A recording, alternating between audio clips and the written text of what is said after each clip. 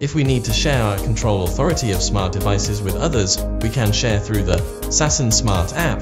This allows anyone who signs up for Sassin Smart app to receive it and control the smart devices.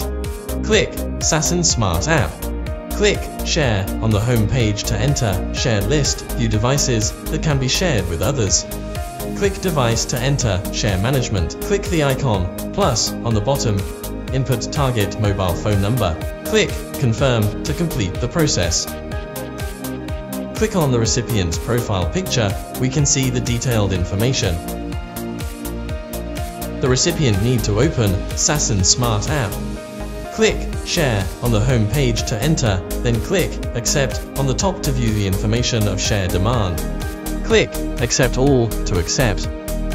Then the recipient can control the smart devices conveniently.